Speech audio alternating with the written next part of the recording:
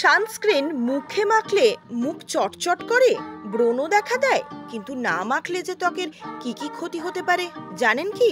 জানুন তাই। আজ বাড়ি থেকে বেরোনোর আগে অতি অবশ্যই সানস্ক্রিন মেখে বেরোবেন। অনেকের কাছেই শুনেছেন এই ক্রিম কাজ শুরু করতে একটু সময় নেয়, তাই অন্তত আধা ঘন্টা আগেই তা মেখে নেওয়া উচিত। তাই করেন, অথচ দু হাতে ট্যান পড়ছে।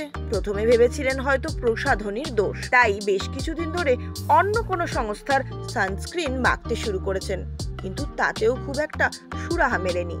সমস্যাটা তাহলে কোথায়? আজ চর্মরোগ বিশেষজ্ঞ সায়ন্তনী চক্রবর্তী কি বলছেন দেখুন। রোদ লাগলেই ত্বক পুড়বে, তা থেকে একমাত্র সানস্ক্রিনই বাঁচাতে পারে আপনাকে। তাই বাইরে বেরোনোর আগে নিয়ম করে দেহের অনাবৃত অংশে তা মেখে নিন।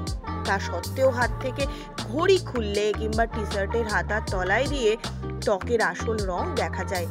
এই প্রসঙ্গে সায়ন্তনীর মত ৯৯% ক্ষেত্রে দেখা যায় যে পরিমাণ সানস্ক্রিন মাখা প্রয়োজন তা মাখাই হয় না, এই কারণেও ত্বক পুড়তে থাকে। আবার ঘরের বাইরে না বেরোলে অনেকেই সানস্ক্রিন ব্যবহারই করেন না, কিন্তু তাতেও ট্যান পড়ার সম্ভাবনা বেড়ে যায়। সানস্ক্রিন মাখার ক্ষেত্রে আর কি কি ভুল হয় জেনে নিন।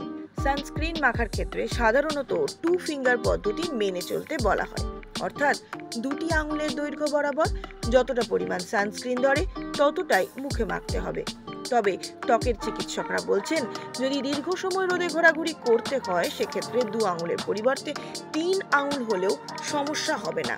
অতি বেগুনি রশ্মি শুধু হাতে বা মুখেই লাগে এমনটা ভেবে নিলে ভুল হবে। ঘাড়, গলা, কানেও রোদ লাগে। সানস্ক্রিন মাখার সময় এই অংশগুলিও বাদ দিলে চলবে না। এই ধরনের সানস্ক্রিন মাখছেন তাও বেশ গুরুত্বপূর্ণ বিষয়।